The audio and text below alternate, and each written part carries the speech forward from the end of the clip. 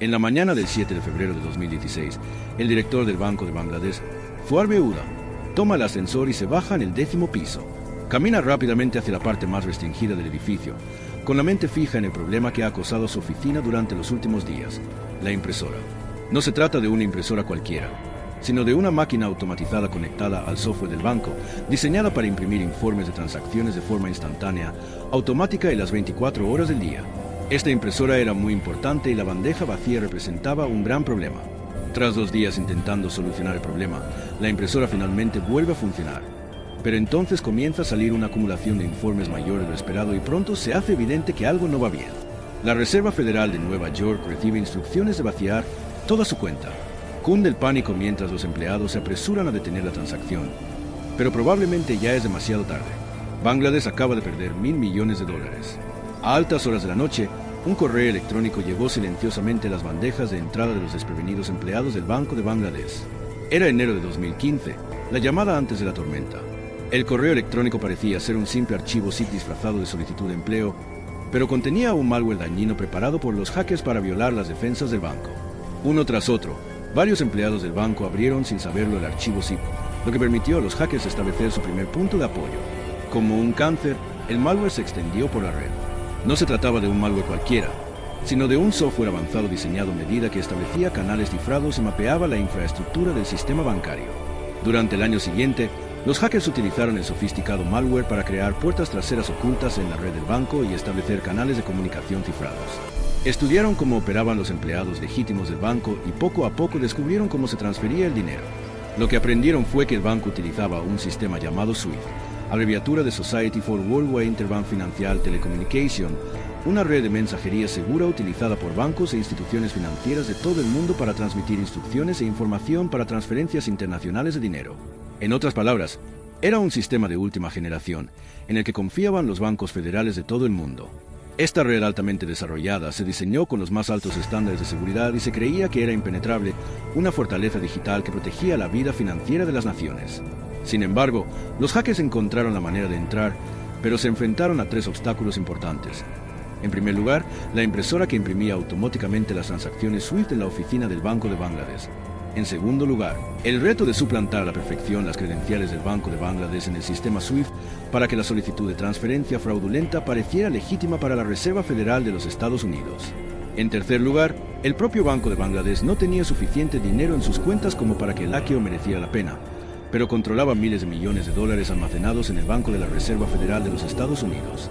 Aprovechando las transacciones SWIFT, los hackers pudieron acceder a esas enormes reservas de dinero después de resolver los problemas 1 y 2, utilizando el Banco de Bangladesh como un disfraz perfecto para obtener una riqueza inimaginable. Pero, ¿por qué elegir precisamente el Banco de Bangladesh? La respuesta es más sencilla de lo que podría parecer. Piensa que Bangladesh en ese momento tenía una economía en rápido crecimiento, pero a pesar de este progreso, seguía siendo un país en desarrollo. Su banco central, a diferencia de los de países más consolidados, carecía de las potentes medidas de seguridad necesarias para defenderse de ataques calculados.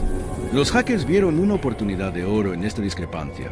Sabían que, aunque las operaciones financieras del banco se estaban expandiendo, su infraestructura de ciberseguridad no estaba actualizada, lo que convertía al Banco de Bangladesh en un objetivo principal lo suficientemente rico como para que valiera la pena el esfuerzo, pero lo suficientemente vulnerable como para ser violado.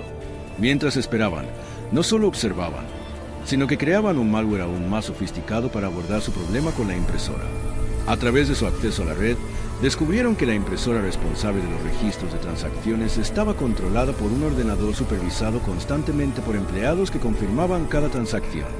En lugar de apagar el ordenador o bloquear el acceso a los trabajadores, los hackers idearon un plan más ingenioso. Su objetivo era engañar al empleado que supervisaba la impresora. El día del robo, crearon un malware que, al inyectarse en el ordenador, hacía que dejara de imprimir los registros de transacciones, lo que pareciera un fallo técnico.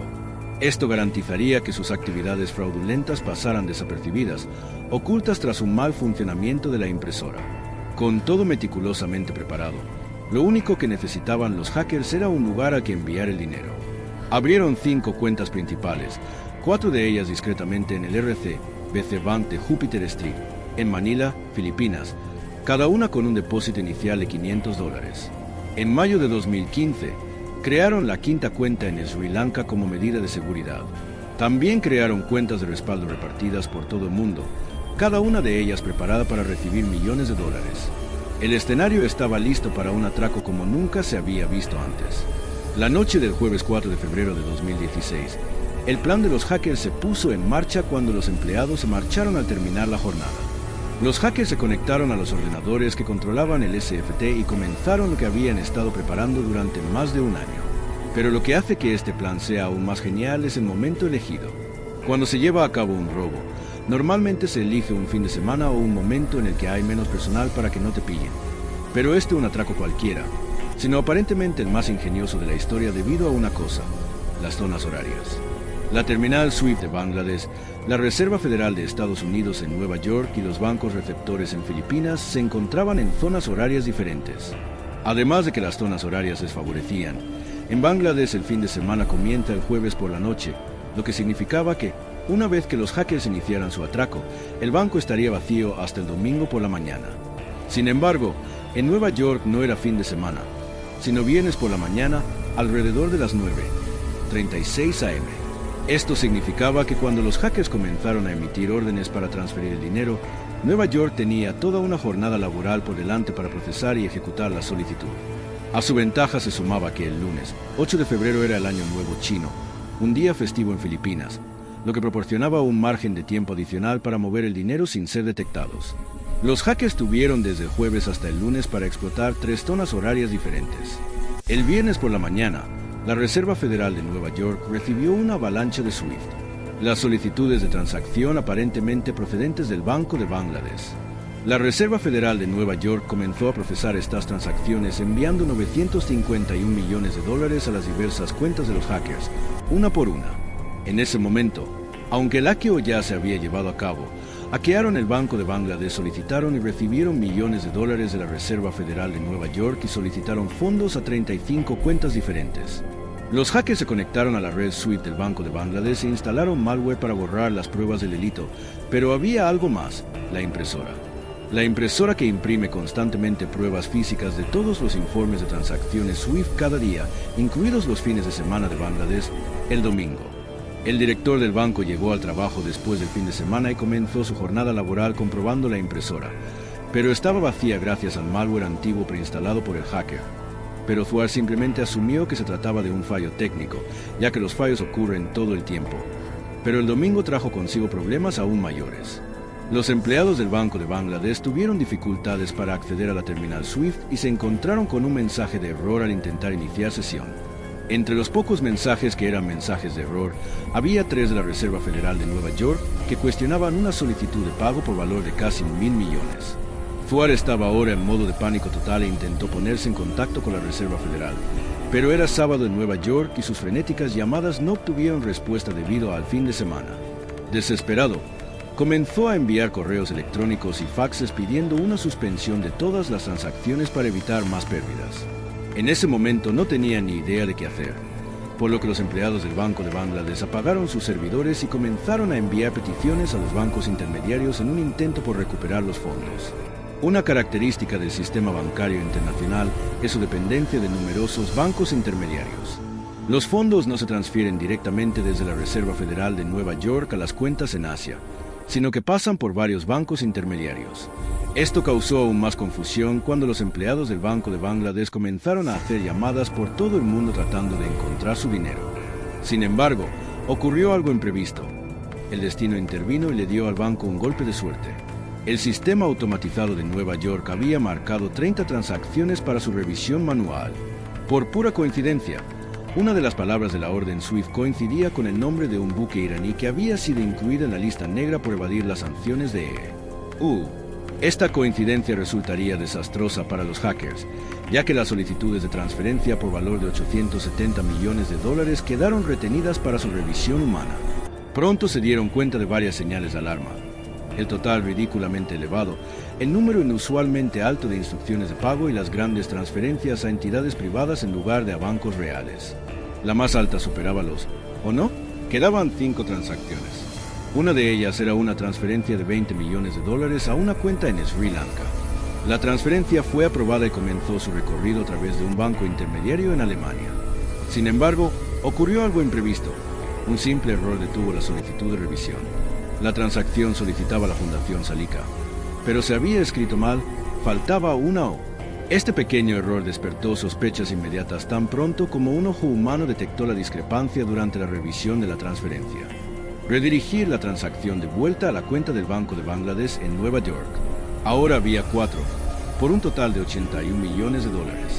Se intentaron un total de 35 transacciones por un valor de casi $1.000 millones, pero solo 4 transacciones se llevaron a cabo.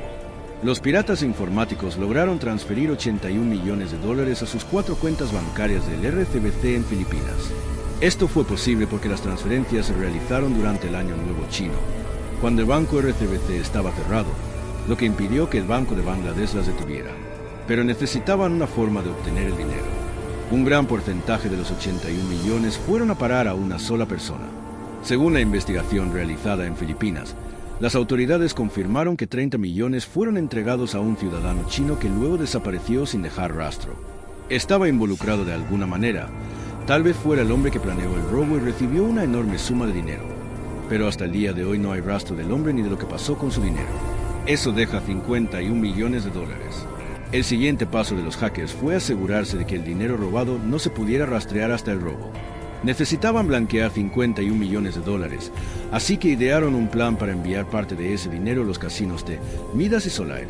30 millones a Solaire y 20 millones a Midas en 2016. Los casinos de Filipinas, buenas regulaciones contra el lavado de dinero, lo que los convertía en un objetivo perfecto. No está claro cómo llegó el dinero a los casinos, pero por lo general los grandes apostadores no solo aparecen con dinero en efectivo, sino que vinculan sus cuentas bancarias a los casinos y transfieren dinero de esa manera. Una vez que el dinero estaba en los casinos, los hackers no lo cogían y se marchaban sin levantar sospechas, sino que tenían que jugar durante un tiempo para pasar desapercibidos. Así que los hackers entraron en los casinos y pidieron una sala de juego privada conocida como Junket, donde los grandes apostadores pueden jugar sin ser molestados. Le dijeron al casino que gastarían $10 millones allí. En estas salas Junket se jugaba al baccarat, un juego en el que, con el tiempo, se suele recuperar alrededor del 90% del dinero, lo que lo convierte en una buena forma de conservar la mayor parte del dinero después de blanquearlo. Así que los hackers se sentaron en estas salas privadas de los dos casinos jugando con el dinero robado, tratando de ganar tiempo para cobrar sin ser descubiertos. Todos los implicados, incluidos el Banco de Bangladesh, la Reserva Federal de Nueva York, el RCBC y las fuerzas del orden, sabían que se habían robado $81 millones y trataban desesperadamente de localizarlos, pero ya era demasiado tarde. Tras su forma de blanquear el dinero, los hackers cambiaron sus fichas por dinero en efectivo, salieron del casino y abandonaron el país volando a Macao, una región administrativa especial de China, lo que hizo imposible su rastreo. Consiguieron robar con éxito $81 millones del Banco de Bangladesh. Ahora la pregunta es, ¿quién lo hizo? A pesar de los esfuerzos de los hackers por eliminar las pruebas del sistema bancario, los expertos pudieron analizar el malware y encontraron herramientas y técnicas similares entre el robo al Banco de Bangladesh y otros ciberataques de todo el mundo. Todas las pruebas apuntaban a un grupo norcoreano.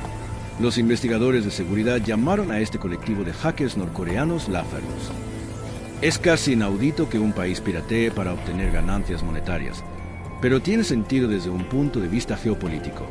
En 2013 se aprobaron sanciones que restringían a Corea del Norte las transferencias masivas de dinero, como respuesta al lanzamiento y las pruebas de misiles sancionadas. Dejaron de tener acceso a dinero internacional. 2 años más tarde, en 2015, comenzaron a piratear el Banco de Bangladesh. Según el FBI, el grupo Lazarus había estado atacando un banco tras otro para intentar robar millones de dólares. En total, se estima que el grupo Lazarus ha intentado robar aproximadamente $1.200 millones, pero solo ha conseguido 122 millones. Sin embargo, el robo de $81 millones del Banco de Bangladesh fue uno de los mayores atracos a bancos de la historia.